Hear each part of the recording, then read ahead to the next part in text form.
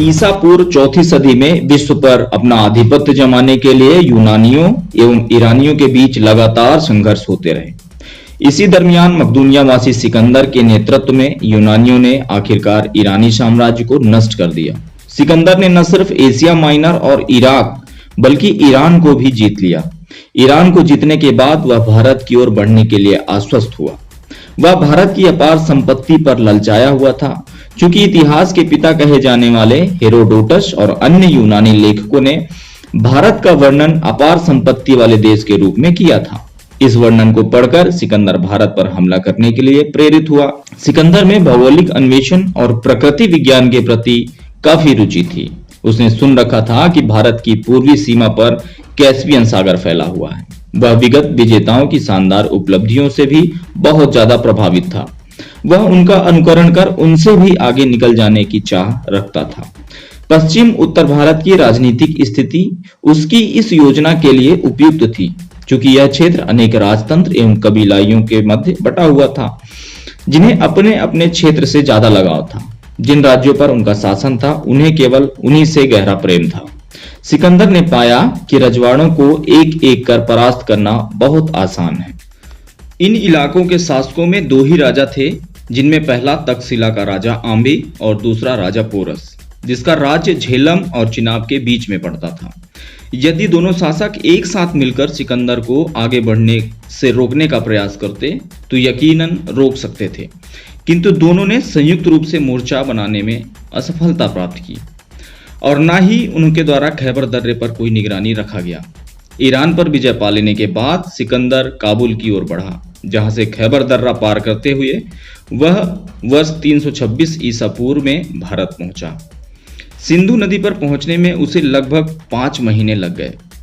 तक्षशिला के शासक आम्बी ने बिना लड़े ही उसके सामने घुटने टेक दिए। इस जीत से सिकंदर ने अपनी फौजी ताकत में और वृद्धि की, खजाने में हुई कमी को पूरा किया।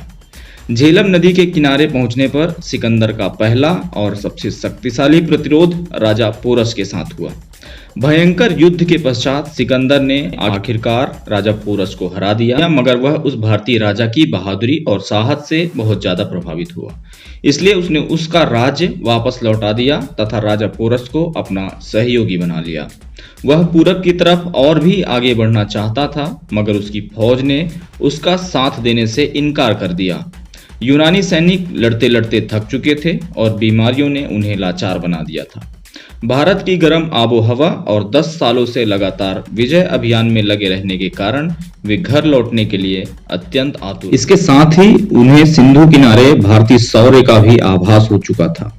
इस डर से उसके सैनिकों में आगे बढ़ने की कोई इच्छा नहीं रह गई।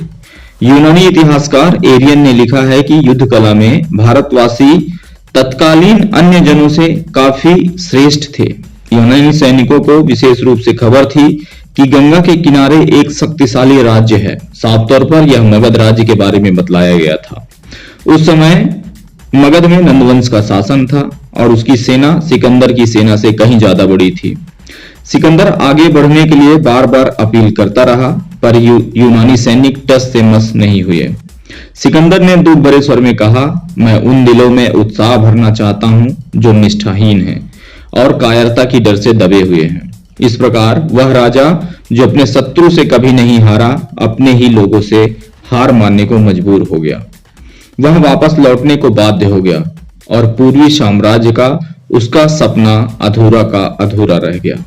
वापस लौटते हुए सिकंदर ने भारतीय सीमा के अंत तक पहुंचते पहुंचते अनेक छोटे छोटे गढ़ राज्यों को पराजित किया। सिकंदर भारत में लगभग 19 महीने रहा, जिसके दौरान वह हमेशा लड़ाई में ही लगा रहा। उसे अपने जीते हुए भूभाग को सुरक्षित रहने का शायद ही अवसर मिल पाया। फिर भी उसने इस संबंध में कुछ न कुछ प्रबंध किए। अधिकांश विजित राज्य उनके शासकों को वापस लौटा दिए गए, जिन्होंने उसकी अधीनता स्वीकार कर ली थी। परंतु उसने अपने भूभाग को प्रमुख रूप से 3 हिस्सों में बांट दिया और अपने 3 यूनानी गवर्नर नियुक्त कर वापस अपने सैनिकों के साथ लौट गया।